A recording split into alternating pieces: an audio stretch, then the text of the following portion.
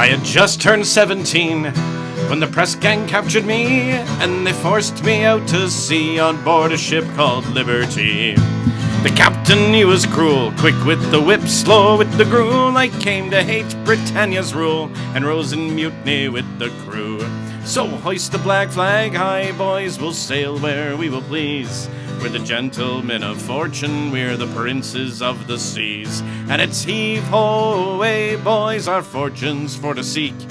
We merry band of pirates on a ship called Liberty.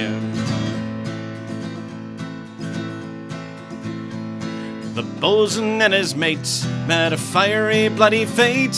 The captain tried to rout us, but he joined the fight too late. The battle lasted hours, and we fought with all our powers till we struck their colors down.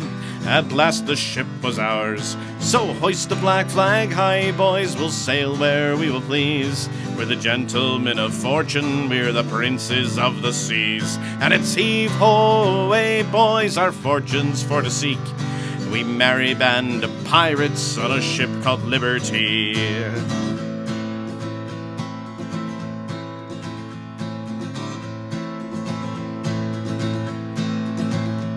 No longer were we slaves, we were free to roam the waves, to seek our fortune, gold and fame, and what adventures we did crave. With merry hearts then we did sail, with our fill of rum and ale, a crew of freemen strong and brave, against the navy we'd prevail. So hoist the black flag high, boys, we'll sail where we will please. We're the gentlemen of fortune, we're the princes of the seas. And it's heave-ho away, boys, our fortunes for to seek.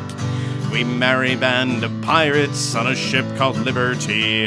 So hoist the black flag high, boys, we'll sail where we will please. We're the gentlemen of fortune, we're the princes of the seas.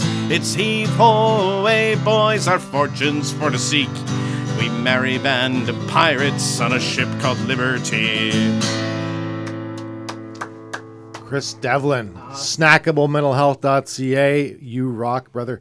We are here today once again with Chris Devlin, a local. Well, he's almost internationally known now, as well as Wanted Karen, in several countries. My sidekick, Karen. I don't like. Sorry, that sidekick. Sidekick. Is that? Well, that's yeah. Yeah. Sidekick's fine. Is sidekick okay? Sidekick's fine. Okay. No, I don't like sidekick. Let's call it something else. What? Henchman. No? We can think of a name. Accomplice? Yeah. Associate. Associate. Let's do associate. So Karen, we just did a throwdown, and we chatted about God, and then Chris showed up, and Coincidence? coinky dink, and sang us a song. What was the song called again? So that song was called A Ship Called Liberty, and it's a Madman's Window song. It's my band, and we wrote that song because we felt the world needed more pirate songs. Okay. Let's pirates. Let's do it. Let's discuss pirates. I am the captain now. Pirates, yes. Madman's Window and pirates were introduced to me maybe 15 years ago. Was it? Is that too long? Could be. No, that'd be about I think right. early on, and I picked up a T-shirt right away. And I've seen you guys play all over the area. And I know that that was a time of blossoming for you, as well as your brothers and the men in that, branching off from being an amazing server and bartender. You went right into music, and now you're all over the place. Yeah. As a pirate and as a musician. That's right. How does that serve you? It's been fantastic. So the Madman's Window kind of started about, I think, 16 years ago now. 16 years. And it was my brother You fronted Paul. that. Yeah. He and I got together because we wanted to hear Irish folk music being played in pubs, and no one else was doing it around here at the time. Correct. We especially St. Patrick's Day, we wanted to hear bands doing real Irish music, and thought, if no one else was going to do it, we'd give it a shot. And we were actually at the time just learning to play our instruments.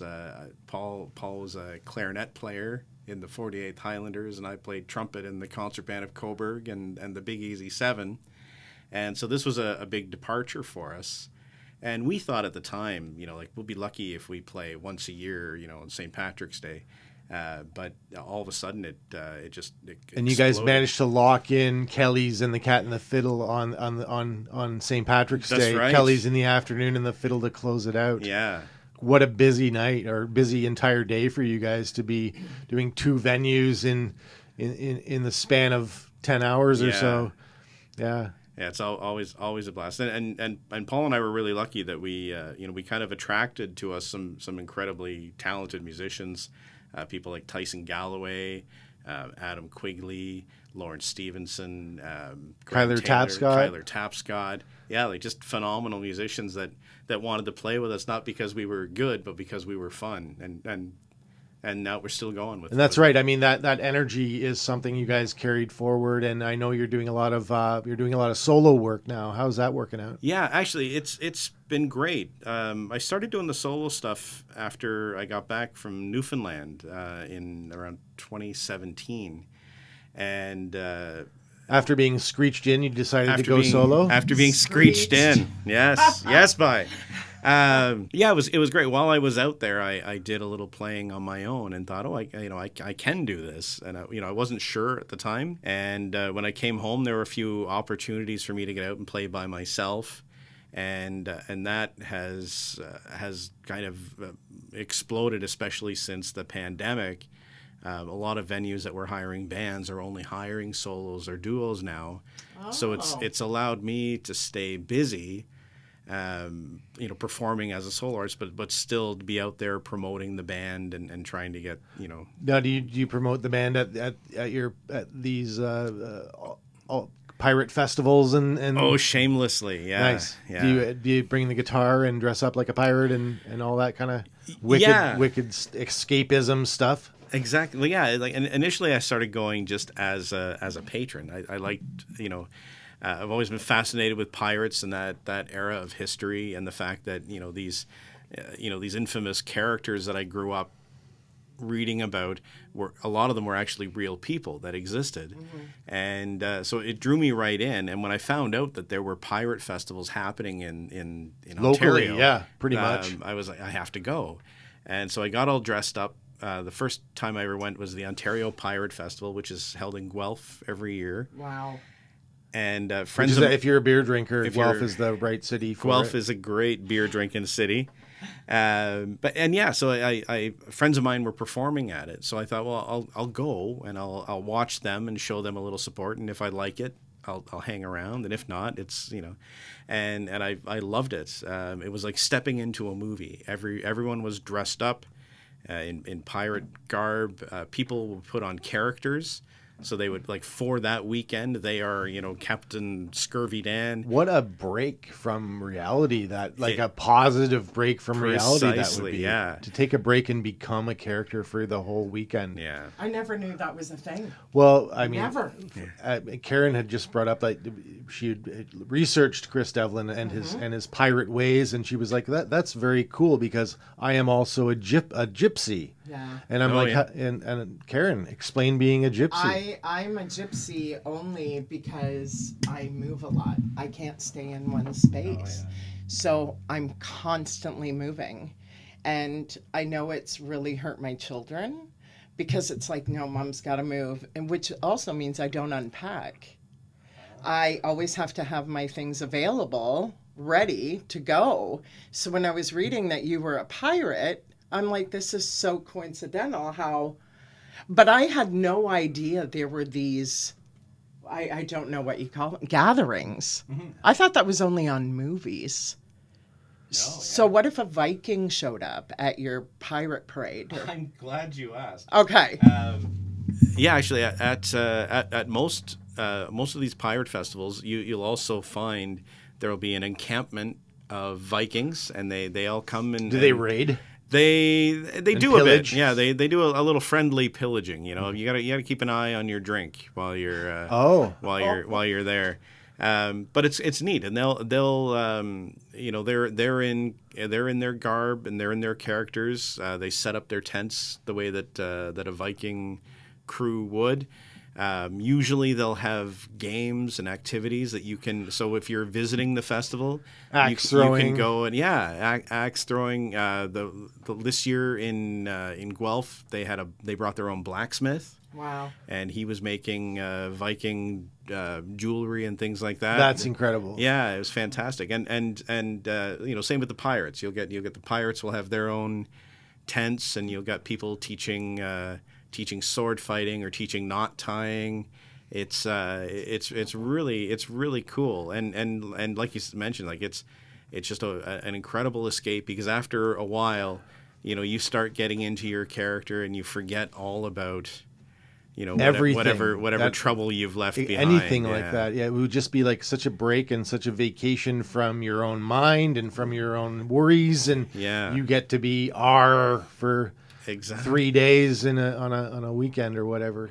That's really solid. Let's talk a little bit about the growth and the story of Madman's Window. There are a few stories you've shared on stage about Madman's Window. There's one I'm really interested in, and I'd love you to tell me about again, because I love hearing it, is about the giant baby. Oh, yes. Can you please tell me that story again? Yeah. So I guess I'll start with I think I Madman's ruined Window, it by... and I'll work my way. So Madman's Window is actually a place in Northern Ireland, in County Antrim, where my family are from, just outside of the village of Glenarm. There's a rock formation there that they call the Madman's Window, and it essentially looks like a square hole in a large rock. And according to the local legend, a fisherman lost his wife at sea and went mad with grief and carved a hole into the mountainside so he could keep watch for his wife's return. And it became known as the Madman's Window. And then if you go a little farther north from the Madman's Window, you get to a place called the Giant's Causeway, which is one of Northern Ireland's most famous features. And it's essentially a series of hexagonal-shaped columns that kind of rise up out of the sea into the mountainside. And there's a matching feature in Scotland. And the legend that I think is true, the legend has it that there were two giants. There was an Irish giant and a Scottish giant, and they would kind of shout insults back and forth to each other across the water, and eventually the Irish giant built a bridge by throwing rocks into the ocean to make a land bridge so he could go over and fight the Scottish giant. And he got about halfway there and realized that the Scottish giant was actually a lot bigger than he is. And so he changed his mind, and he turned around and came home. And the Scottish giant came after him, of course. And what he did was he disguised himself as a baby and climbed into a crib. And when the Scottish giant got there and saw the size of this baby, he's like, Jesus, I don't want to meet his fodder. So he ran back to Scotland and tore the bridge up behind him. And so there's still what remains of the bridge on the Irish side, which is called the Giant's Causeway, and on the Scottish side as well. I love the joke behind that. Yeah. So that's one hell of a baby. It's one hell of a baby. I hate to meet his father. Hate to meet it. It's got a mustache and everything. Okay, Wicked. Let's chat some more about Chris Devlin. Never. What are you doing these days to pay the bills? Well, I'm glad you asked. I'm focusing mostly now on music. So I'm performing a lot as a solo artist. I'm doing some recording. I work as a music librarian for our local bands, and in the and trying to keep Madman's Window busy. Also, I'm still doing some part-time bartending here at one of the pubs I play at here in town, Arthur's Pub. You can catch me there a couple days a week during the day, pouring pints, Nice. telling stories, that sort of thing. Wicked. That's It's great. it's all entertaining, right? They're kind of one and the same. I love how I love how you're making your art and you're flourishing with it right now. Thank you. That is incredible to see somebody loving what they're doing and following their dreams. And what do they say? If you love what you do, you never work a day in your life. Exactly. Yeah. So I understand that completely. That's where I'm hoping Snackable Mental Health will end up. Nice. On that this will become an actual total and flourishing career. It's going to happen. going Gary. You're building going it. to You're happen. building it. Yes. Yeah. And As we it's- said a couple of episodes ago, we are still putting the training wheels on, and then once those training wheels are secured, we're going to ride it till the wheels fall off, and hopefully the wheels will never fall off. Well, I'm glad you're doing it for yourself as well, but also it's great to have like for people that that want to hear these stories and realize, I'm not alone. That's kind of like, I mean, you're the guest, you're the star, but to get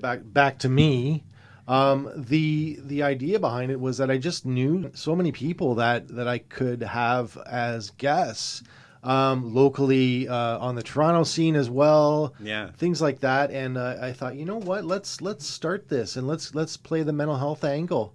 And see, like it works across the board for everything, especially the arts, music, writing, acting, I mean, you could apply it to so many different themes. And I'm so grateful for the opportunity that I've had here at the studio, and I've been able to really kind of glean some of the coolness out of Northumberland and the area. And in the new year, we're into the end of November here. In the new year, we are going to have some notables on the Toronto scene as well come in here, or it might be on Zoom, or I might end up going on the field and creating that too. Jason Momoa. Could we get Momoa on this show? I'm pretty sure. Aquaman himself is going to be booked for mid-June. Nice. Jason Momoa, or if not, we'll get Chris Devlin in again. Absolutely. You could get Tyler Cochran. Looks a lot like Jason Momoa. Okay. And so if you put him on the radio, people wouldn't be able to tell the difference. If we can get someone to sound like Momoa as well, I normally want to think about what who people's doppelgangers are, or the versions they might be of somebody else. Yeah. And then like we used Paul Rudd for Jeff Bray, and that seemed to play out okay. Yeah. Otherwise, we're actually going to have repeats of the successful interviews that we've had, and they've all been amazing. And Karen's been such a great guest host. Let's do some preamble to the last song, to the song we're going to sing now. Absolutely. So this one ties into the last song. So we did A Ship Called Liberty, and that was at the request of Doug Bates. Doug, local I hope Doug's philanthropist. going to listen to this on snackablemental.ca when we get going. Absolutely. And Doug was putting together a project called Artists for Northumberland United Way. Mm-hmm.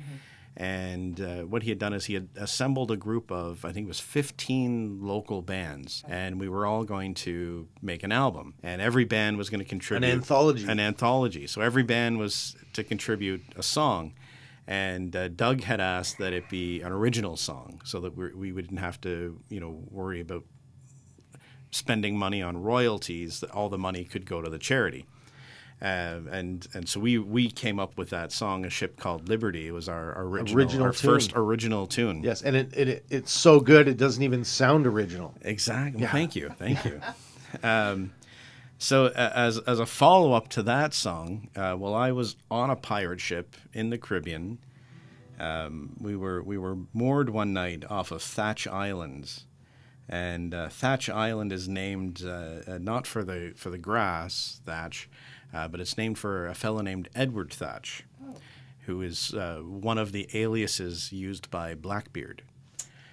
And so this was his island, and this is where he would hide out and wait for ships to come and ambush them. And so I thought, while we're there, I have to write a pirate song. And this came out of a conversation that we were having on board the ship, and that how things usually end bad for pirates. Very few of them retired happily.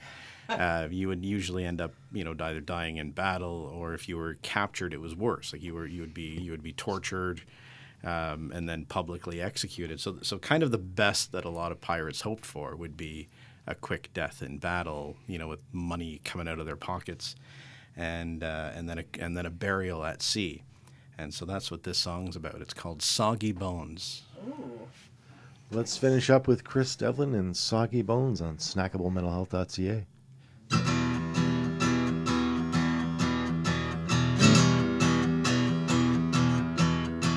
Come gather round me, hearties, and a tale I'll sing to you. I swear upon the holy book that every word is true.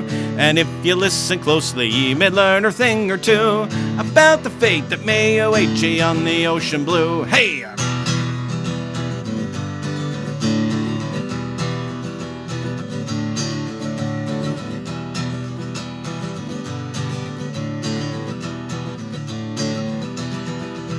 Well, me name is Charlie Riley, and a gunner's mate I be, aboard a pirate vessel that we call the Liberty. Me life's a great adventure, and to no one I'm indentured. We live like princes as we sail upon the Caribbean. If I'm far from terra firma on the day that I should die, no carved stone shall mark where for eternity I lie. No cold hard ground, no dirt, no sod shall ever cover me. Drape the black flag o'er me body, and then bury me at sea. Stitch me up in me old hammock with 2 round shot at me feet, and toss me in the ocean where I'll settle to the deep. Give me body to the fishes and me soul to Davy Jones. I'll finally rest in peace when I'm not but soggy bones. Hey!